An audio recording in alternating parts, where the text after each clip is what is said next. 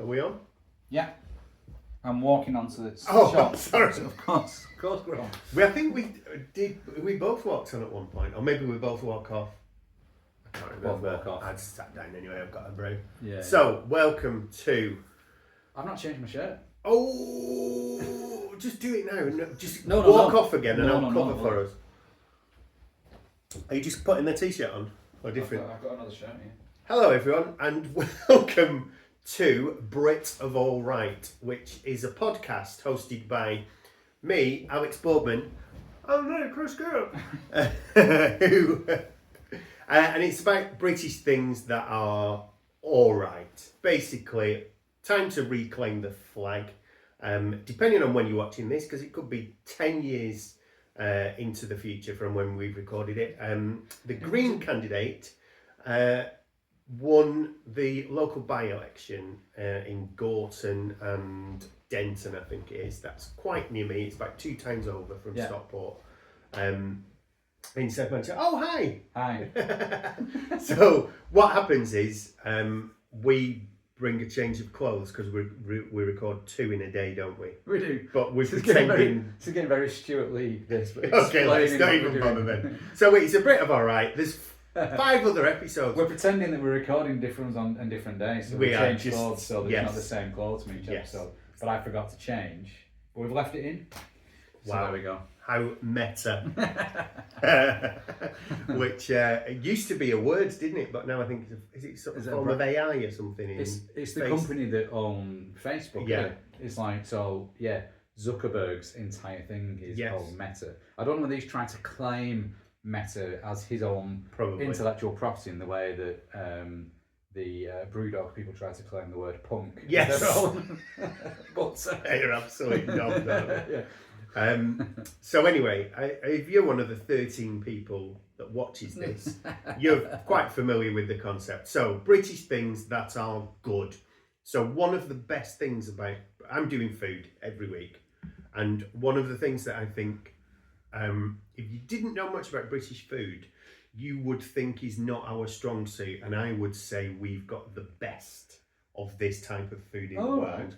And I would say British cheese is absolutely the best. Wherever I've been in the world, have you ever had like Czech cheese or cheese with beer?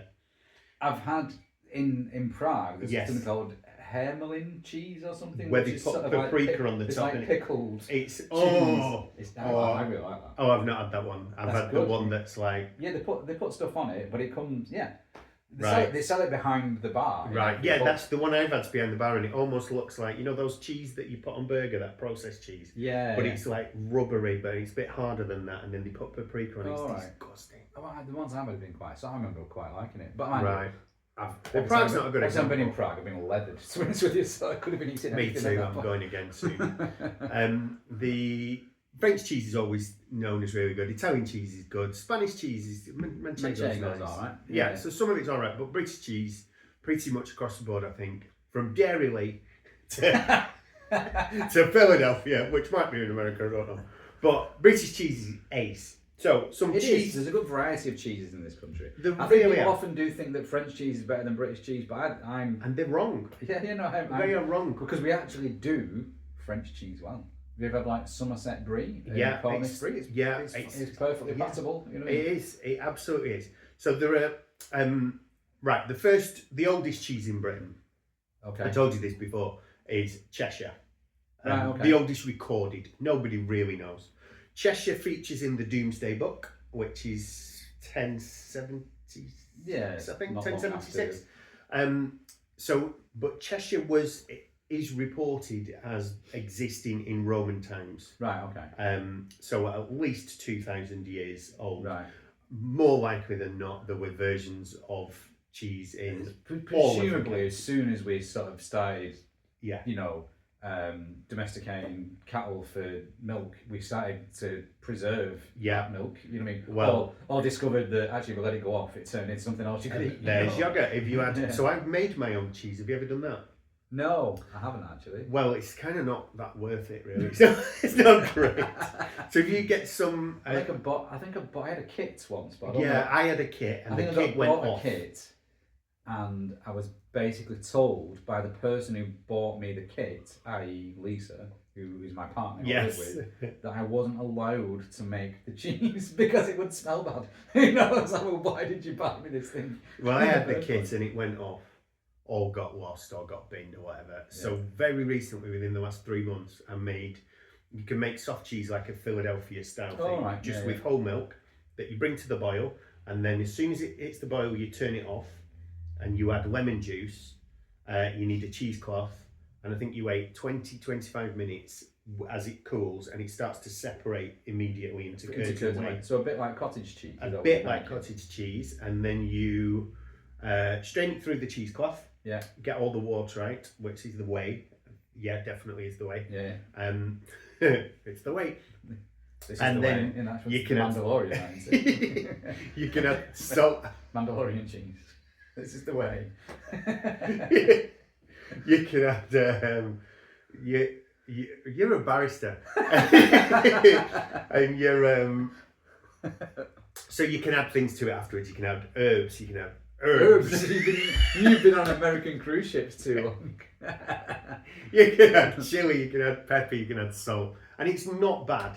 But for the amount of work and the amount of cheese you get, you might as well just buy some. They say on YouTube when I was on TikTok when I was looking at the recipes of how to make it, like, oh, why pay £1 for this? It's like, when you can spend weeks making this instead. It's a full night and the mess is ridiculous. Took forever to clean up out of the pan the burnt milk. And the good thing about making cheese, the smell lasts for so much longer afterwards as well. And you can add salt, so you end up adding salt and pepper because it's utterly flavourless. Right. Okay. And then, so then you're like, but you could have just bought Philadelphia or bought Philadelphia and put pepper on. You never would because that comes out right, and you get like half. So for like essentially a couple of pints of milk, probably I got like half a Philadelphia tub left to like 2 hours in total. See, I think making cheese is like a skilled process. Yes, of course it is. You know what I mean? And so let's let the skilled people do it. Although it also would have been at one point of you'd do it in your own house. You'd have done it if you had a small holding or it's that kind of thing. So I think it. Yeah. Anyway, like I'm not going to make my own sausages, for example, either. No, but cheese is a lot easier to make than sausages. Yeah, I suppose you don't need to kill anything, do you? No, you don't need to rear and slaughter a pig, personally. So, the king of cheeses, British cheeses. So the 3 most famous cheeses in the world, I think. Let's start with that. World? In the world. The 3 most famous blue cheeses, anyway. Oh, right, okay. So, because we talked about, in the last episode, we talked about like the holy trinity of pubs, peanuts, pork scratchings, crisps. So there's 3 blue cheeses that are the most famous 3 in the world. Okay. One's Italian, one's French, and one is English. Okay, Italian, I assume, is Gorgonzola. Yes. Okay.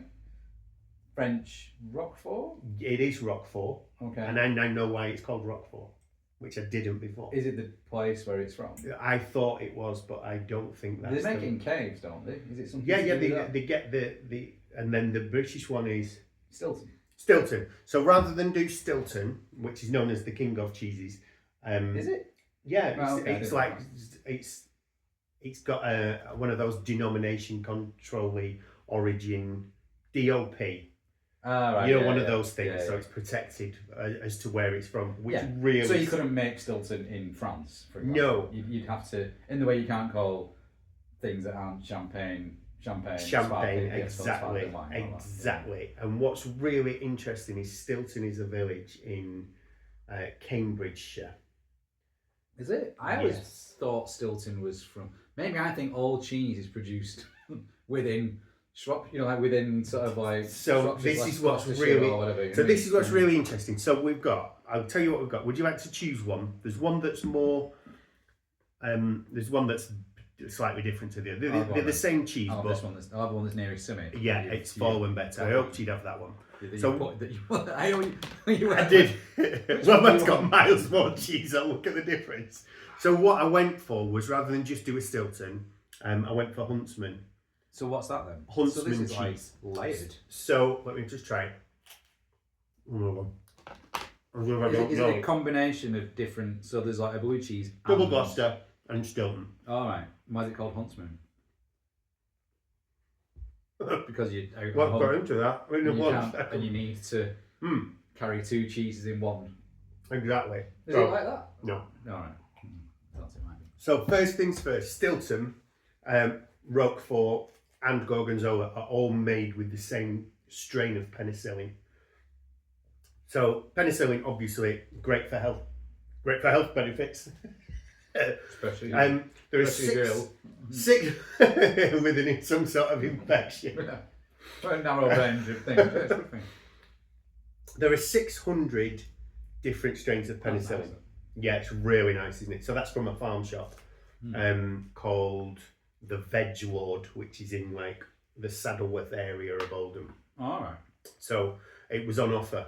It was half price, so I got the tiniest little That's bit. why you went for the It should have been a £5, and I got it for my tea last night, and then I thought, hang on, I'm seeing Kehoe tomorrow, I'll save a bit. So I saved a bit. That's what broke the nose of it for us. So Stilton is made from penicillin, one of 600 strains of penicillin, one that's edible and not harmful, and it's called penicillin Roquefort. Ah, right. Okay. So that must be where Roquefort comes from. Yeah. I didn't deep dive into that, but or vice versa, it came the other way, yeah. Which is also totally possible. It came from the case. So it's added to the cheese. Stilton is a village in Cambridgeshire. Stilton cannot make Stilton cheese because Stilton cheese comes from Leicestershire.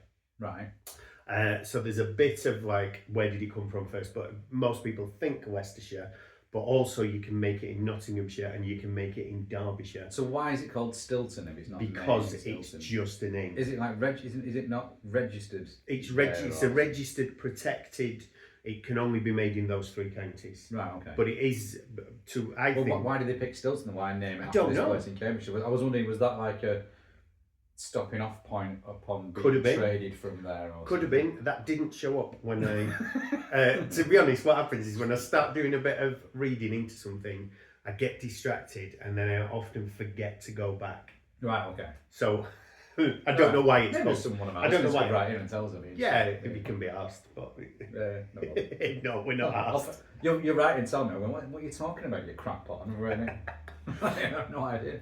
So Huntsman is a hybrid. So the other ingredient to Huntsman cheese is double Gloucester. Right. Okay. So double Gloucester itself can only be made in Gloucester. No, it does. It can be made anywhere because it's not got the controlled destination origin, but single Gloucester does have. So what single Gloucester and double Gloucester have in common? They both they have to be made from milk from an old Gloucestershire cow. And it's slightly nutty double Gloucester because I think it's called Natello, which is a food additive in things like cheddar, and it gives it a red colour, but it's got a slightly nutty taste. And it's aged a bit longer than the single Gloucester. Single Gloucester does have the protection, right? Because it's a rarer cheese. It's a bit more subtle, and that can only be made in Gloucestershire. So Leicestershire, as the home of Stilton, they were just coming up with extra ways to make it more marketable. So it's only, they think, about 60 or 70 years old Huntsman cheese, and it's called that because it's very near Melton Mowbray, which, as we know, features heavily in this show. Home of terrible pork pies. Not terrible, but underwhelming pork pies. I'll get us a good one. I will definitely get us a good one. And it was, so it can either go double Gloucester Stilton, or it can go double Gloucester Stilton, double Gloucester. So it can either be a 3 or a 5. Right, okay. And there were 2 names for it because 2 different dairies competed for it, and Huntsman's the one that won out purely because the name is so much better. So it's called Huntsman because Leicestershire famous for foxes, also famous for fox hunting, the Quorn hunt, which is one of the biggest hunts. The Quorn hunt? The Quorn. Like woke version of fox hunting. Where they go hunting Quorn nuggets for that fly by, and you set your spaniel after it. No, so Quorn's a place in Leicestershire, right, okay. And it's a big estate, and they had, I think, the biggest hunt in the UK. Right. At one point, so it was named after that.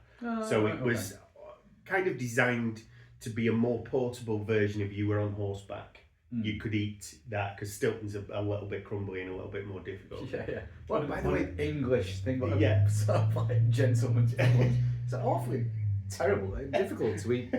Stilton on the horseback. Yes, sir. Let me fix that straight. Let me go and work on a recipe. Tell you, sir. So I think it was Clawson. Is that right? Is it Clawson Dairy? Long Clawson. Long Clawson. Yeah. So they were the ones who called it Huntsman, and they had one. Right. There was another one, and I can't remember the name of that dairy, and they came up with the name for the same product of a mixture of Gloucestershire and Stilton, and it's called something like Stilchester. Right, okay. So they went portmanteau rather than and absolutely evoking countryside. Well, would you rather have Stilchester, or would you rather have, which sounds like a mispronunciation of something by an American? Yeah. Or would you rather have Huntsman? Of course you would rather have Huntsman. I love Huntsman, yeah. Sounds miles better. Yeah, looks funky, looks super good. So that is the potted history of. Basically, I wanted to do Stilton, but I didn't know if you'd like it, and I didn't want to give it away by texting you, do you like Stilton? Oh, right, okay. I love Stilton. Yeah. Blue cheese. I got like a Shropshire blue as well. Yes. Quite good. I once had a blue cheese that was Spanish that was so unbelievably salty. I was like, what's the purpose of this? You know, like, it was painful to eat. You know, and what was that called? I can't remember, but it was. I had it with the local pub, Bunbury's. They did a Belgian beer and cheese day where you'd sort of like. They're like a Belgian beer expert, like local Lost Shoe likes Belgian beer but knows a lot about it. And they were matching the different types of beer to different cheeses. Really good. But one of the cheeses was this Spanish blue cheese that you had a small sliver of, and it was like unbelievable. Like it was, it sort of, you put it in your mouth and it sort of made everything hurt. It was so, it was so sort of sharp and salty. But then you combine it with the beer. Yeah, it's beautiful. Must be to get you to drink more, mustn't it? Yeah, it's like that like the whole peanut thing that we had in the last episode. Because the other thing I was thinking then with that sort of like layered cheese, have you ever had a Sage Derby? Is it called Sage Derby? Yes, sorry. I have. Yes, that's quite nice. That's a similar thing, and then there's also one called Five Counties. Sage Derby. That's like someone. It's the lead singer of Casadian. There's one called Five Counties, which is kind of like for people that. That's I think Lancashire, Cheshire, or maybe Wensleydale.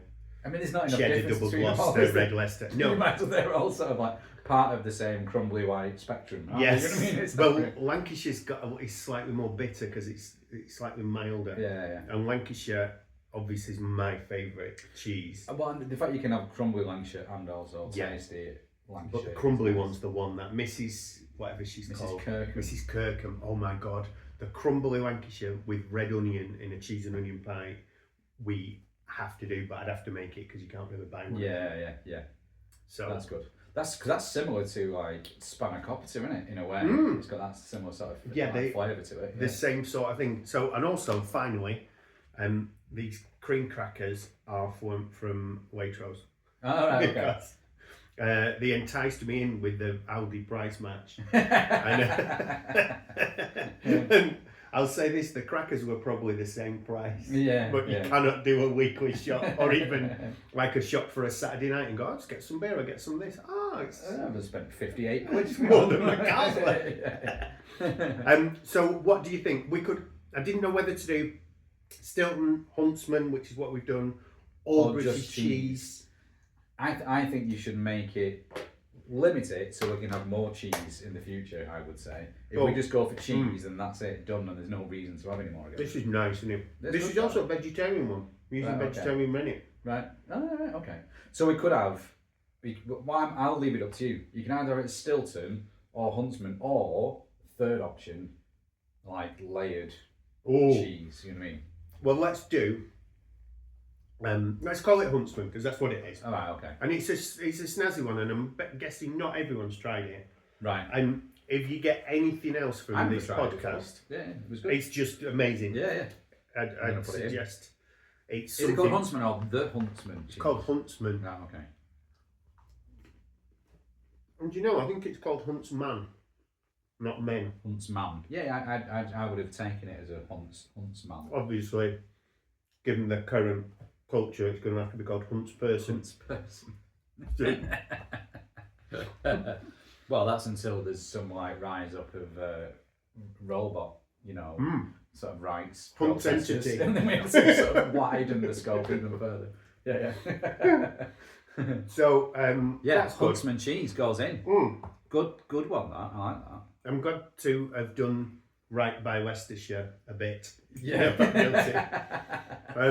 They featured heavily, haven't they? This opening series of this Leicestershire. It just must be. I was in Leicester last week. It's quite a good part of the country, I think. Yeah, I always like Nottingham better than Leicester to gig in. Oh right, okay. Just because it was easier to get in and out of. Yeah. But Leicester's it's kind of it's not one of the more prominent cities, is it? Nottingham or Leicester, really, because you've got London, Manchester. Liverpool's always big. But it just feels like somewhere that you, with the exception of Adrian Mole and stuff like that, you never hear much about it. No. But I've been going there quite a lot since I started doing stand up because I do the Leicester Comedy Festival. I got friends who live there as well, so you stay over. So it's always had for the last sort of 15 years or whatever, it's had a bit of a sort of soft spot. I've had a bit of a soft spot for Leicester, So well, I always quite like gigging there, and I always like Nottingham as well. Yeah. That whole East Midlands area was quite cool. Yeah. Well, and on a similar thing, I'm going to choose a person for my one who's not from there, but he's not from far away. David Attenborough. Not David Attenborough. Again. He is someone who probably I would say is in national treasure sort of status. Okay. So I'm going to put forward Michael Palin as someone who's actually from... Right, Is he your favourite Python? Yeah. He's my favourite. Absolutely. I like all the Pythons because they're all good at different things. They are. So as a group, they sort of complement They're brilliant, aren't they? So you've got so before we talk about Michael Palin... Let's rank your Pythons in order and I'll see if I agree. So my favourite ones are Palin, top. Yeah. I'm ranking them in terms of ones I actually like. Favourite. People or favourite as in like what... Yeah, not best, your favourites. Alright, okay. So I would say, I'm going to go Palin, Terry Jones. I'm going to say Eric Idle. Right, I'd have Idle at second. And then Chapman and Cleese. Yeah, I'd have Cleese higher. But, I'd have Terry Jones. In terms of work, though, basically whether I liked him or not, in terms of who I think is funny, in terms of who's best. Yeah, or it's just your favourites. Then well, the thing is though, they're in order, but there's not much between them. You know what I mean? No. So it's just what you prefer, isn't it? What your style was. I always liked, in terms of within performing in the Pythons. I think John Cleese is actually really good as well. Yeah. He's got some of the best sort of lines and performances. And then Fawlty Towers as well, which and he was all, and I really like.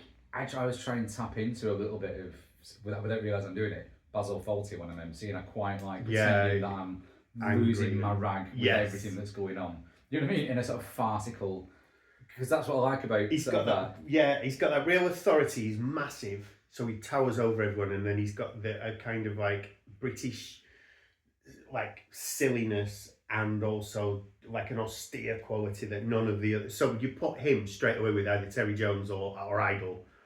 Or Palin, and you just go, wow, that's just an amazing. Yeah. But I always there's something about Palin that always made him my favourite because it was maybe he always felt the warmest. Yeah, as in the most likeable. He seemed likeable. It wasn't. You were sort of like. Yeah, I think he was almost like the everyman person. He kind of was, wasn't he? Like the normal one. Which I think under is a little bit sort of undermining, or sort of selling him a bit short. But there's much more. They're all amazing. But he did seem a bit warmer, and he also had some. He was in some really good ones. But him and Cleese, like one of my favourite sketches is that one where John Cleese stood there as a copper and just stood on the street, and then Michael Palin comes over to him and says, "Officer, I've just had my wallet stolen from the park." And he goes, "Oh, well, I'm so sorry to hear that, sir. What's going on?" He says, "Well, it was like I was just in the park there, and then my wallet was put there, and then someone's run away with it, and there's about £10 in the wallet." Right, well, I'll have to keep an eye out, sir, but I don't know what to do about that. He went, right, and then there's a pause, and Michael Palin goes, "Do you want to come back to my place?" And John Cleese goes, "All right then." But it was almost like their two characters together in one. It was like perfect, So Palin's currently in that BBC sitcom about little homunculus. Small profits. Small profits. Now, you have to be very careful. You say small profits and not lost profits, because that's the only other thing that's been in the news in the last 10 years. Is like profits in it. Yeah. So it's a really good. I'm not going to go into other. No. A lot of that's set in Stockport where I live. So there's a bit where they're in the. Small profits? Yeah, so it's filmed in Stockport. Lots of it's filmed in Urmston. The street scenes are Urmston. Yeah. But lots of the. It sort of looked like it was round here actually, but Urmston's not too far. They're all the same brick houses, aren't they? Red brick houses. Yeah. And then when they're in the what is a Wicks, you know, like the where Mackenzie Crook. He's really good at his character. He's brilliant in it, yeah. That's the Wicks in Stockport. There's an Asda and a Greggs next to it, and every time it comes on, we're like, "Oh, look at that!" And then, we were in there a few weeks ago and did this, and then there's like a secret door that they all come out for a fag, and we're like, "Oh my god, we've passed that dozens of times, we've never seen that secret door." So, but that's really really good, and that he plays the dad of the main character.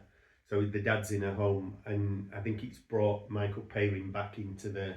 He's brilliant in it, Michael Palin. He's like really everyone in it is good, and he's just that bit better than Do you think? I think so. I think he's as good as the best. I think the main dude's brilliant. Piers Quigley. Yes, and they're really good together. They're brilliant together, and I think that girl that works in the Wixies is brilliant. Okay, she's from Bolton, who plays it. She went to the same school my daughter goes to. They're great, those. Yeah. It's just a really really good sitcom.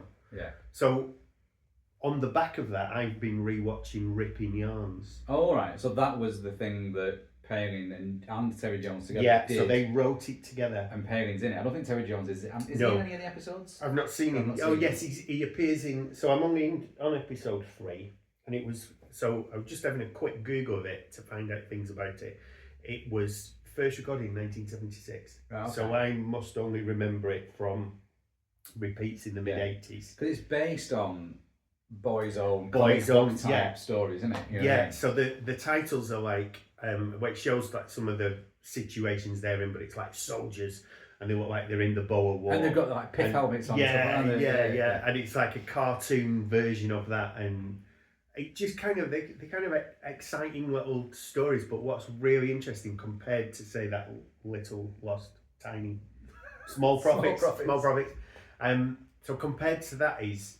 It's just about 4 gags a minute. The hit, it's just bang, bang, bang. Yeah. And you watch it and you go, and not every joke hits, but most do. And when you just find yourself laughing and go, it's such a different way of doing comedy than they do it now. Yeah. They're trying to be funny as opposed to be trying to be vaguely amusing. Or quirky. Because there's what are the episodes I can remember of Ripping Yarns. We haven't even talked about Python. Like, Tompkinson's School Days is the one where it's like, the second one. Right, okay. Where the school bullies got like the first school one. bullies like in the staff room. And Yeah. And that's I can't remember what that actor's name is, but it's not Nicholas Parsons. It's someone quite famous. Somebody like really Martin famous. Jarvis or someone like that. Well, school bully here. Call me a school bully, you. But that's great. And then there's the thing of Very Cold Flake was the next one, was it, or is the next one the Prisoner of War one?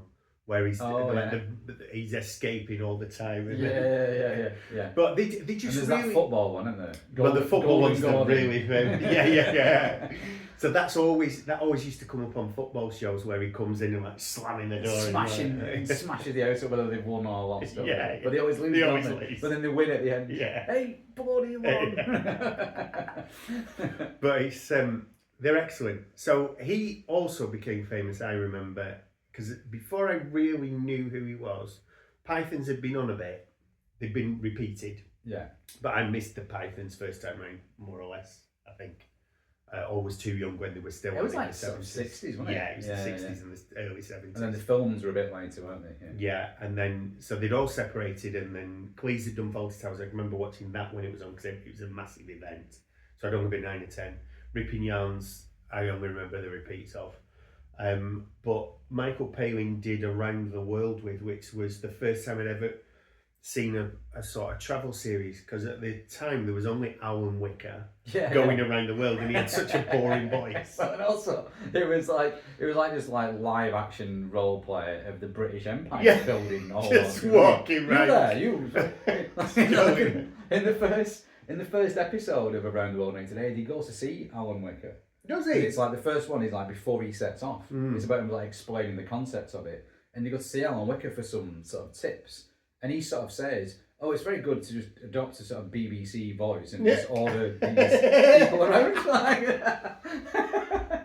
Well, there was a kids programme that you might not remember, but it was massive when I was a kid, called Around the World with Willy Fogg. I remember Willy Fogg. Yeah, and he was a lion, and it was basically is it Jules Verne who does Around the World in 80 Days? Jules Verne, yeah. So it's a version of that. Yeah. And then it almost sort of seemed to be a little bit like that. I know there wasn't a time restraint on, but he was going to all these sort of exotic places. I mean, he just tried to do it in 80 days. Oh, was he trying to? He follows. So it was Around the World in 80 days. He follows Phileas Fogg's route. Right. But obviously some things weren't possible, and he explained at the beginning why you can't do that anymore.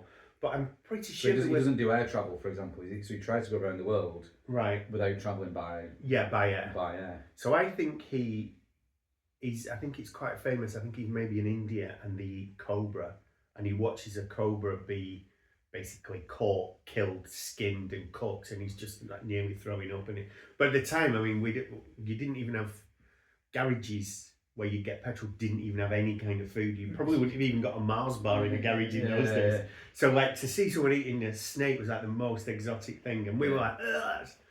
But I think that's when I first became fully aware of Michael Palin. Probably like 13 or something. Yeah, it was about like 89-ish or something like that, I think. Oh, well, maybe it was later then. But it was... maybe I was older then. It was great though, all the travel programmes. He did loads. And he's so good at it. He's so likeable. He's likeable and he's engaging and he's informed. And because he's secretly super bright.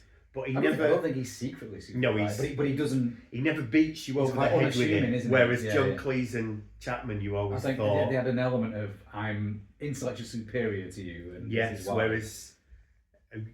Did you not say earlier he went to Oxford? He went, so Palin and Terry Jones both went to Oxford. So, and the others went to Cambridge. And definitely Chapman and Cleese went to Cambridge. I think Eric Idle went to Cambridge as well. Right. You know what I mean? Because they basically... Jones and Palin wrote together, and Chapman and Cleese wrote together, and Eric Idle wrote on his own. Apparently, the way they wrote things was different. So they all had different styles of writing, which is why it worked. So you had Jones and Palin were quite collaborative with the writing, and they like to do sort of silly, sort of absurd. Yeah. Terry Jones is really funny, isn't he? I can always think of him as playing women, really badly, and deliberately badly, but really. What's your voice like this? That's so bad. Oh, you're a very attractive lady. The most famous line he's not the Messiah. He's a very naughty boy. Yeah. He always plays it. Women are always that woman. That same woman, whatever it is.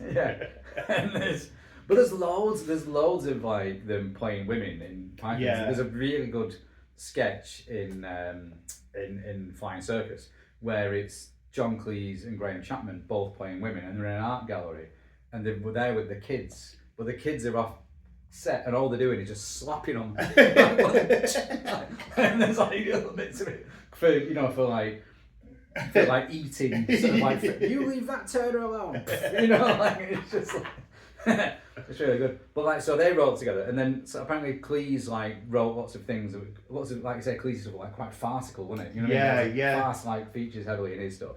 And then Graham Chapman would apparently just sort of sit there silent for most of the writing, and occasionally go, "That character should say this then," and then sit back, and then he always apparently elevated whatever it was. It was almost like he was reviewing it or editing it whilst writing, you know what I mean? And then apparently Eric Idle wrote on his own, and all of his stuff was just wordplay that just disappeared on his own backside, which is all just so as a combination, it's really cool. Yeah, it works brilliantly. I love the League of Gentlemen as well, which feel like a modern version of what you were just saying about Chapman, in the way that Jeremy Dyson is one of the writers on all their stuff, but never appears. Right. Okay. Whereas Chapman did appear, didn't he? But he's with the exception of when he plays Brian. I was going to say, he plays the lead roles in both the films, doesn't he? Yes, you know what I mean? but he's still King probably Arthur in it the Brian. least. Yeah, I guess. He's sort of the straight man quite often, really, isn't he? Yeah, he is. It's so who does he play in Holy Grail? King Arthur, does he? Yeah.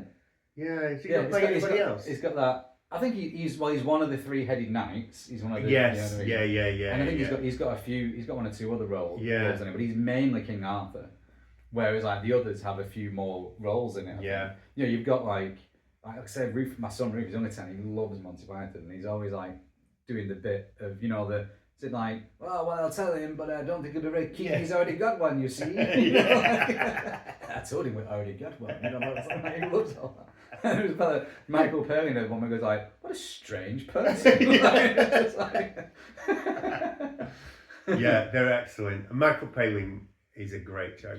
He's very English. He is. You know what I mean? But he's also English. But he's also. And he's from Sheffield. He's from Sheffield. So when he does like his Sheffield, you can tell because when he does like a northern accent, he always goes Yorkshire. Like he doesn't sound like someone putting one on. It sounds like he knows what one actually is. Yes, he does. But I always think he goes more like not South Yorkshire. He goes more like West Yorkshire. He goes West Yorkshire, like let's not all be on, but killed. Yeah. When he does that Eric Oathwaite character, it feels like it's set in Halifax or Huddersfield or somewhere like that. So he's from Sheffield. But I like the fact that he sort of reinvented himself. Not reinvented himself, he stayed being himself, but he didn't just go and do more and more writing comedy. The travel stuff he became. It's like he's had a second career and he's doing that. He's probably been doing that for longer than he was a comedy actor and writer, I would have thought. You know what I mean? So, yeah, I bet he did, because he had because he revisited that in the last decade, I think. Yeah. So that's probably a 20-year span of doing that kind of thing. Yeah. I bet he's written a few books about those travels as well. He has. I've got them. They're all on the shelf over there. Have you ever seen that thing about it comes up on TikTok or Facebook or one of them, Instagram, about the most perfect diary entry ever? So it's Michael Palin, and I have to paraphrase it because I can't remember, but you read it and you just go, oh yeah. And he goes, it's Sunday, I've just stopped writing, the sun's been shining, my wife's in the kitchen making a Sunday roast, I'm not going to work anymore, I'm happy with everything I've done today, this is the most perfect moment, this is as happy as any person can be, I'm going to have a couple of pints of beer tonight and eat my roast and sit with my wife and watch television, or we might go out or something, I'm just super happy. I've seen that appear on, and that really sums him up. That you go, those are the things that as a world famous, multi-million pound star, you're happiest. He's Oxford educated, historian or whatever he is, world traveller. And what he wants to do is have a couple of pints, have a roast, sit with his wife and watch telly. And he's just had a good day because he's done a bit of work. Yeah, just like perfect. Perfect. Yeah. So Michael Palin has to go in. Exactly. He has to go in. There we go. 11th entry in the book. Wow. Only Melton Mowbray pork pies. But Huntsman cheese is from the Melton Mowbray area. So, the pies can learn from their dairy-based counterparts, can't they? Our final episode should be live from Melton. With the mayor, we should be baked into a pie and we should punch our way out. And 420 blackbirds released. Come in and sing Happy Birthday, Mr. President, to the president of the local pie committee. I know, I'm worried about the time. You've got to go and get the children from school and I've got to try and get back before the traffic hits. Yes, exactly. So, yeah. I'm coming off with you. Bye.